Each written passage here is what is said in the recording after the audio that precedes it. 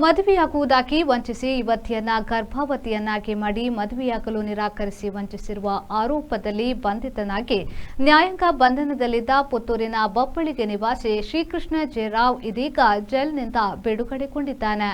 ಮದುವೆಯಾಗುವುದಾಗಿ ನಂಬಿಸಿ ಯುವತಿಯನ್ನ ಗರ್ಭವತಿಯನ್ನಾಗಿ ಮಾಡಿ ಮದುವೆಯಾಗಲು ನಿರಾಕರಿಸಿ ವಂಚಿಸಿರುವ ಆರೋಪದಲ್ಲಿ ಬಂಧಿತನಾಗಿ ನ್ಯಾಯಾಂಗ ಬಂಧನದಲ್ಲಿದ್ದ ಪುತ್ತೂರಿನ ಬಪ್ಪಳಿಗೆ ನಿವಾಸಿ ಶ್ರೀಕೃಷ್ಣ ಜೆ.ರಾವ್ ಇದೀಗ ಜೈಲಿನಿಂದ ಬಿಡುಗಡೆಗೊಂಡಿದ್ದಾನೆ.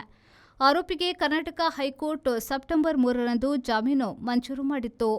ಬಳಿಕ ಪುತ್ತೂರಿನ ನ್ಯಾಯಾಲಯದಲ್ಲಿ ಜಾಮೀನಿಗೆ ಸಂಬಂಧಿಸಿದ ಭದ್ರತೆ ಮತ್ತಿತರ ಪ್ರಕ್ರಿಯೆಗಳನ್ನು ಸೆಪ್ಟೆಂಬರ್ 4ರಂದು ಮುಗಿಸಿ ಆರೋಪಿಯನ್ನ ಮಂಗಳೂರು ಜೈಲಿನಿಂದ ಬಿಡುಗಡೆಗೊಳಿಸಿ ಕರೆತರಲಾಗುತ್ತಿದೆ ಎಂಬ ಮಾಹಿತಿ ಲಭಿಸಿದೆ.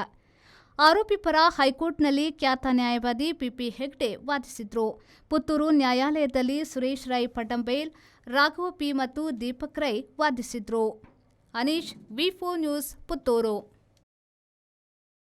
Wisdom is giving a massive giveaway of free Chromebook laptops for all the students going for study abroad. At Wisdom, we are not just opening doors, we are giving you the key to your future. We have helped thousands of students to earn great scholarships and education loans to get admitted to top global universities.